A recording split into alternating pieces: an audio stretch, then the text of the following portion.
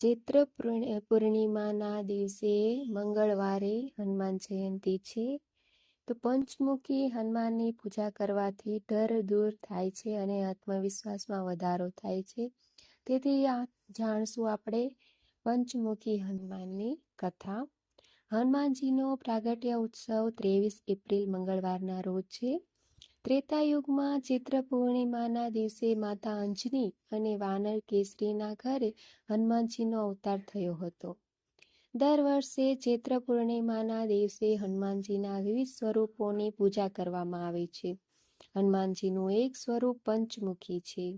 આ સ્વરૂપ બહાદુરી અને હિંમતનું પ્રતીક છે. જે લોકો આ સ્વરૂપની પૂજા કરે છે તેમનો અજ્ઞાત ભય દૂર થાય છે, આત્મવિશ્વાસ વધે છે અને તેમને સફળતા મળે છે એવી માન્યતા છે. હનુમાનજીના પંચમુખી સ્વરૂપમાં વરાહમુખ ઉત્તરમાં, નરસિંહમુખ પશ્ચિમમાં, ગરુડ મુખ આકાશ તરફ અને હનુમાનજીનો મુખ પૂર્વમાં છે. અહીં રાવણને મારવા માટે હનુમાનજીએ પંચમુખી સ્વરૂપ ધારણ કર્યું હતું. તો એ કથા છે. પંચમુખી સ્વરૂપની કથા હનુમાનજી અને અહિરાવણ સાથે સંબંધિત છે. દંતકથા અનુસાર શ્રી રામ અને રાવણ વચ્ચેના યુદ્ધ દરમિયાન રાવણના યોદ્ધાઓ શ્રી રામને રોકી શક્યા ન હતા. ત્યારે રાવણે પોતાના માયાવી ભાઈ અહિરાવણને બોલાવ્યો હતો. અહિરાવણ માતા ભગવતીના ભક્ત હતા. તેમણે પોતાનો બ્રહ્મ ઊભો કર્યો અને શ્રી રામ લક્ષ્મણ સહિત સમગ્ર વાનર સેનાને બેભાન બનાવી દીધી. આ પછી તે શ્રી રામ લક્ષ્મણને નરકમાં લઈ ગયા અને તેમને બંદી બનાવી દીધા.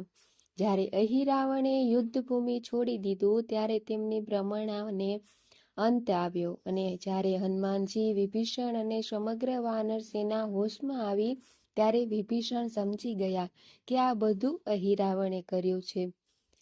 વિભીષણે શ્રી રામ લક્ષ્મણની મદદ માટે હનુમાનજીને પાતાળ લોક મોકલ્યા હતા. વિભીષણે હનુમાનજીને કહ્યું હતું કે માતા ભગવતીને પ્રસન્ન કરવા માટે અહિરાવણે 5 દિશાઓમાં દીવા પ્રગટાવ્યા હતા. જ્યાં સુધી આ 5 દીવા બળતા રહેશે ત્યાં સુધી અહિરાવણને હરાવવાનું શક્ય નથી.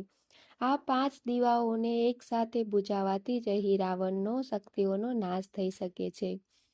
વિભીષણની વાત સાંભળી હનુમાનજી પાતાળ લોકમાં પહોંચી ગયા.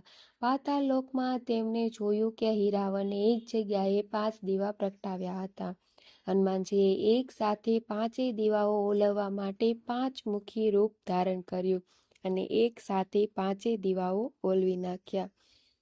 દીવો ઓલવાઈ ગયા પછી અહિરાવણની શક્તિઓ નષ્ટ થઈ ગઈ અને હનુમાનજીએ તેનો વધ કર્યો. હનુમાનજી શ્રી રામ લક્ષ્મણને કેદમાંથી મુક્ત કરીને લંકા લઈ ગયા.